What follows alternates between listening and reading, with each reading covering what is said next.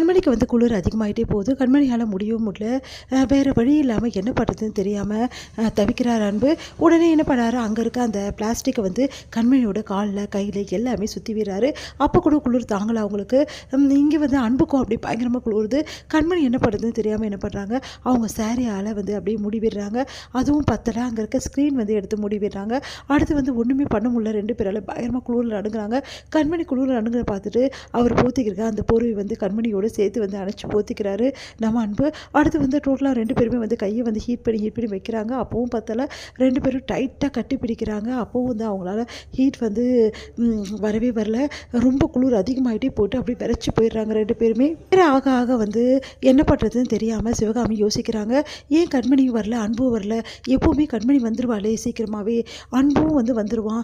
என்ன ஆச்சு 2 பேருக்குமே அப்படின்னு சொல்லிட்டு சரி கேட்குறாங்க கார்த்திக் கிட்ட. கார்த்தி என்ன ஆச்சு ஏதாச்சுன்னு ஒன்றுமே புரியலடா, இவ்வளோ நேரத்துக்கு வராமல் இருக்க மாட்டாங்க, எனக்கு என்னமோ சந்தேகமாக இருக்குடா, ஃபோன் பண்ணாலும் எடுக்கலை, என்னென்னு போய் பார்த்துட்டு வாடா அப்படின்னு சொல்கிறாங்க. என்னது இன்னும் அன்பு வரலையா அப்படின்னு சொல்லிட்டு பாட்டி கேட்குறாங்க. ஆமாம் அப்போவே கிளம்பிட்டான்னு வந்து செக்யூரிட்டி சொன்னாரே. கிளம்பிட்டானா, என்ன சொல்கிறீங்க அப்படின்னா, ஆமாம் சரி மறுபடியும் கால் பண்ணலாம் செக்யூரிட்டிக்கு. அன்பு சாரோட கார் வந்து விட்டுட்டு போயிட்டாரு. என்னது கார் விட்டுட்டு போயிட்டானா அப்படின்னு எல்லாருமே அதிர்ச்சி அடைகிறாங்க. ஏதோ நடந்திருக்கு அப்படின்னு சொல்லிட்டு கார்த்தி நீ போய் முதல்ல போய் பார்த்துட்டு வா. சரி நான் இப்போ முதல்ல போய் பார்த்துட்டு வரேன் என்ன நடக்குதுன்னு சொல்லிட்டு அப்படின்னு சொல்லிட்டு கார்த்தி வந்து போகிறாரு. செக்யூரிட்டி ஃபோன் பண்ணி கதவை திறக்க சொல்கிறாரு. இங்கே வந்து செக்யூரிட்டி கதவை திறக்கிறாரு. அன்போட கார் இங்கே தான் இருக்குது, அவனோட ஃபோனும் இங்கே தான் இருக்குது, கண்மணியோட சைக்கிளும் இங்கே இருக்குது.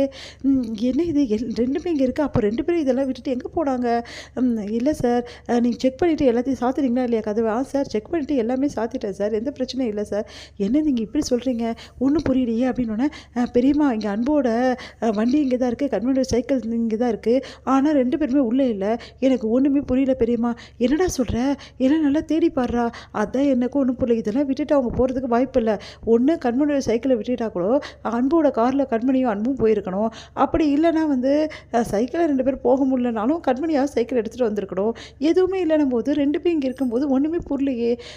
ஒரு வேளை கார் ஏதாவது ப்ராப்ளம்னு சொல்லிட்டு வெளியே போயிருந்தாலும் 2 பேர் நேரத்தை வீட்டுக்கு வந்திருக்கணுமே.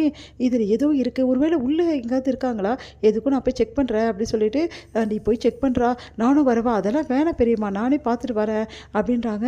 எல்லாருமே அதிர்ச்சி அடைகிறாங்க வீட்டில். என்ன சொல்கிறீங்க, அன்பும் வந்து கண்மணி காணுமா அப்படின்னு சொல்லிட்டு என்ன இது ஒன்றும் புரியலையே அப்படின்னு சொல்லிட்டு பாட்டி யோசிக்கிறாங்க. சரி எல்லாரும் வாங்க போய் பார்த்துட்டு வந்துடலாம் அப்படின்னு சொல்லி சொன்னோன்னே அதெல்லாம் ஒன்றும் வேணாம், கார்த்திக் இப்போ ஃபோன் பண்ணுறேன் இருக்கான் அப்படின்னு எல்லாம் பதட்டாடுறாங்க. அடுத்து கார்த்திக் என்ன பண்ணுறாரு, எல்லாருமே போய் செக் பண்ணுறாரு. எங்கேயுமே இல்லையே, எங்கே போனாங்க இவங்க, இங்கேயும் இல்லை அங்கேயும் இல்லை அப்படின்னு சொல்லிட்டு எல்லாருமே தேடிட்டு இருக்காங்க.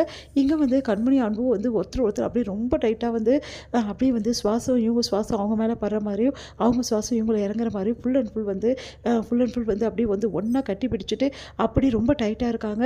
அப்படியே உறைஞ்சி போயிடுறாங்க. அந்த குளிரில் தாங்க முடியாமல் அப்படியே கண்ணையே திறக்க முடியல. 2 பேரும் அப்படியே ஃபுல் கட்டிக்கின்னு வந்து உறைஞ்சி போயிடுறாங்க.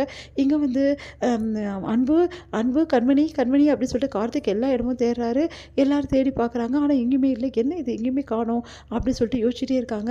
அடுத்து வந்து எங்கே போனாங்க இவங்க அப்படின்னு சொல்லி சொன்னபோது சரி கடைசியாக வந்து அன்பு கண்மணி எங்கே பார்த்தீங்க அப்படின்னோடனே இல்லை அன்பு சார் வந்தார், அதுக்கப்புறம் வந்து வீட்டுக்கு போகிறேன்னு சொல்லிட்டு வெளியே போயிட்டார், அதுக்கப்புறம் வண்டியை விட்டுட்டு போயிட்டார், எங்களுக்கு அது ஒன்றும் புரியல அப்படின்னோடனே ஒன்றும் புரியலையே இப்போ என்ன பண்ணுறது க்கிறாங்க. கார்த்திக் வந்து அன்பு கண்மணின்னு வந்து கூப்பிட்றது அன்போட காதுக்கு லைட்டாக கேட்குது, கண்மணியோட காது கேட்குது. ஐயோ ஆள் வந்துட்டாங்கன்னு சொல்கிறாங்க கண்மணி. ஆனால் அவங்களால பேசவே முடியல, ஒன்றுமே பண்ண முடியல. அதுக்கப்புறம் ரொம்ப கஷ்டப்பட்டு வந்து அங்கே இருக்க பொருளை தூக்கி அப்படியே லைட்டாக வந்து தட்டி விடுறாங்க. அப்போ அந்த அங்கத்து ஸ்டோரேஜ் ரூம்லேருந்து சத்தம் கேட்குது, கோல்ட் ஸ்டோரேஜ்லேருந்து அப்படின்னு சொல்லிட்டு ஓடி போயிட்டு எல்லாரும் போய் பார்க்குறாங்க. பார்த்தா அன்பும் கண்மணியும் அப்படியே வந்து விரைச்சி போயிருக்காங்க. அதிர்ச்சி அடைகிறாரு நம்ம கார்த்திக். உடனே வந்து அவங்க 2 பேரையும் கூப்பிட்டு வந்து வெளியே வச்சு அப்படியே அவங்களுக்கு ஃபஸ்ட் எய்ட்லாம் கொடுக்குறாங்க. அது கண்மணி அன்பு வந்து சரி பண்ணிடுறாங்க. அடுத்து 2 பேருமே வீட்டுக்கு வராங்க. எல்லாருமே அதிர்ச்சி அடைகிறாங்க. என்ன ஆச்சுன்னொன்னே இது மாதிரி நடந்த விஷயத்துக்கு எல்லாத்தையுமே வந்து சொல்கிறாங்க. அதில் இப்போ எப்படி 2 பேரும் மாட்டினீங்க அப்படின்னு பேசிகிட்டு இருக்காங்க. இங்கே வந்து கண்மணியை வந்து தனியாக கூட்டின்னு போயிட்டு சிவகாமி கேட்குறாங்க, என்னாச்சு கண்மணி, உனக்கு எந்த பிரச்சனையும் இல்லைவா? இல்லை அத்தை, நான் உண்மையிலே சொல்ல போனால் ரொம்ப சந்தோஷமாக இருக்கேன். என்னடி சொல்கிறேன் அப்படின்னோடனே ஆமா அத்தை அவர் கூட அப்படின்னு சொல்லிட்டு அப்படியே வந்து வெக்கப்படுறாங்க. உடனே வந்து சிவகாமி வந்து கண்மணி அப்படி சொன்னோன்னே போங்க அத்தை எல்லாத்தையும் கேட்காதீங்க, எனக்கு வெக்கமாக இருக்குது அப்படின்னு சொல்லிட்டு ஓடி போகிறாங்க. இது எல்லாத்தையும் ஒளிஞ்சிருந்து மயூரியும் வந்து கேட்குறாங்க. கேட்டுட்டு அதிர்ச்சி அடைகிறாங்க. என்ன இது நடக்குதுங்க அப்படின்னு சொல்லிட்டு